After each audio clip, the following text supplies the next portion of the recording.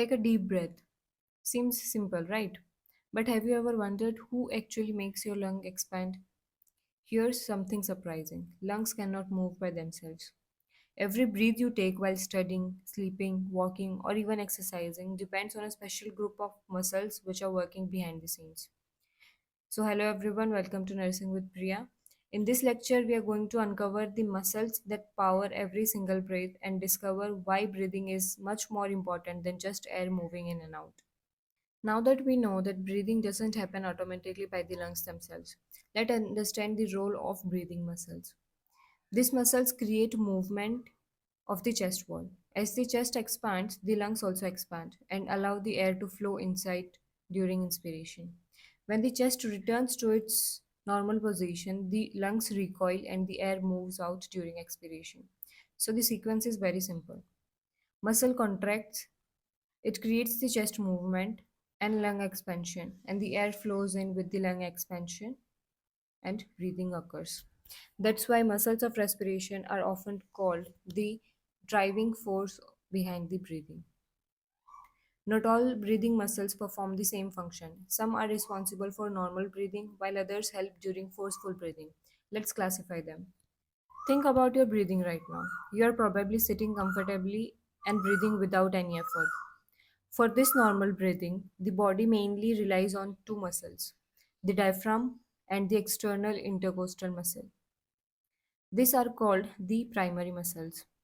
But what happens when you run upstairs, exercise, or experience breathlessness? At this time, the body recruits extra help known as the accessory muscles. These muscles assist the primary muscles and help bring more air into the lungs. Similarly, during quiet breathing, expiration is mostly passive, but when you cough, sneeze, blow a balloon, or forcefully exhale, another group of muscles become very active, and these muscles are the muscles of forced expiration. So instead of memorizing names right now, just remember that for normal breathing, we have the primary muscles. For heavy breathing, we have accessory muscles. And for forced breathing out, we have the expiratory muscles. Let's understand the most important muscle of respiration, which is the diaphragm. In fact, about 70 to 80% of normal breathing is performed by this single muscle called the diaphragm. Diaphragm is a large dome shaped muscle which is located just below the lungs, as you can see here. It forms a partition between the thoracic cavity and the abdominal cavity. And remember that it is supplied by the phrenic nerve. And the famous mnemonic is C3, C4, C5 keeps the diaphragm alive. That's one line nursing students never forget. Now let's see what exactly happens when the diaphragm contracts. Before the inspiration, the diaphragm has a dome shape appearance and it sits relatively high inside the chest cavity. As the inspiration begins, the diaphragm contracts and moves downward, becoming flatter. Now, this downward movement increases the volume in the thoracic cavity, and here's a rule you will use throughout the respiratory physiology. When the volume increases, the pressure decreases. Because the pressure inside the lungs become lower than the atmospheric pressure, air naturally moves in. Think of lungs as a balloon. What happens if you pull the bottom of the balloon downwards? The more space is created inside the balloon, right? And the balloon expands. The diaphragm looks exactly the same way. When the diaphragm moves downward, it creates more space inside the chest cavity, as a result of which air enters and lungs expand. After the diaphragm, the next important muscle involved in breathing are the intercostal muscles. As the name suggests, these muscles are located between the ribs. Now imagine try to expand a cage. Pulling only from the bottom may not be enough. You also need the sides to move outward. That's exactly what the intercostal muscles do. There are two layers of intercostal muscles, the external intercostal muscle and the internal intercostal muscle. For now, remember that external intercostals mainly help during the inspiration by lifting the ribs upward and outward, increasing the size of the chest cavity. And the internal intercostal become more important during forceful expiration. So while the diaphragm increases the chest cavity from the bottom to top, the intercostal muscles help to expand them from side to side. Now let's talk about the external intercostal muscles, which form the outer layer of the muscles between the ribs. Remember how the diaphragm increases the chest cavity from top to bottom? The external intercostal helps in a different way. When they contract, they pull the ribs upward and outward. Think about opening an umbrella. As the ribs of the umbrella moves outward, more space is created inside the umbrella. The ribcage behaves in a very similar way. As the ribs move upward and outward, the chest cavity expands and the lungs also expand with it, and the air enters the lungs. That's why these muscles are active during the inspiration and work together with the diaphragm to make breathing smooth and efficient. So, if the diaphragm is chief muscle of the inspiration, the external intercostal muscles are its most important assistants. Now, let's focus on internal intercostal muscles. They form the deeper layer between the ribs. Unlike the external intercostals that help the chest to expand, the internal intercostals have the opposite action.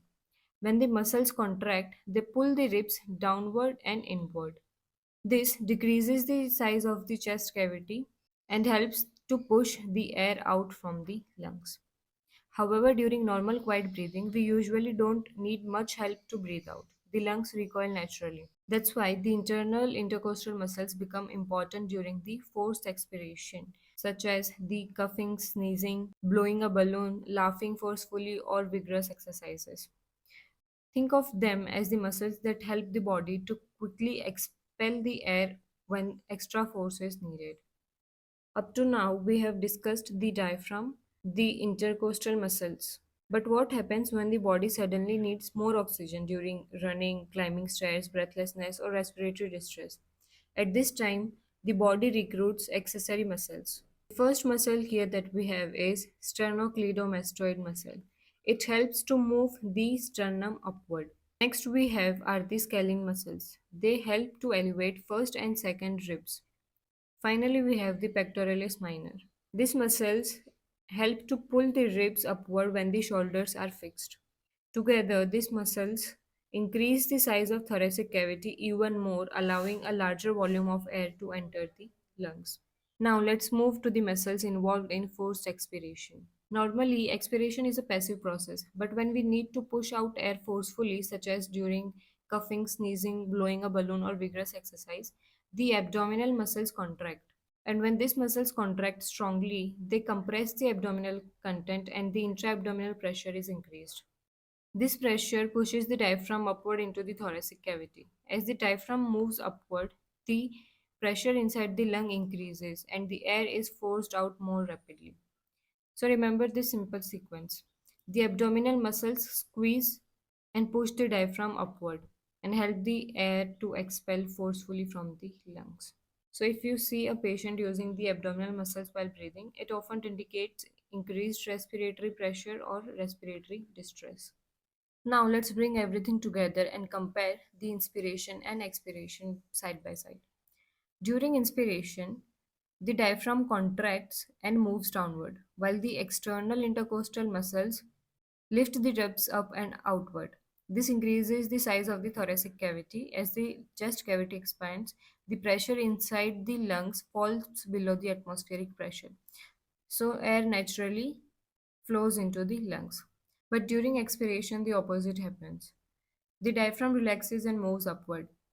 The ribs move downward and inward, and the thoracic cavity becomes smaller. As the lungs recoil, the pressure inside them rises, forcing the air out. A simple way to remember this is in inspiration, the volume increases, pressure decreases, and air enters.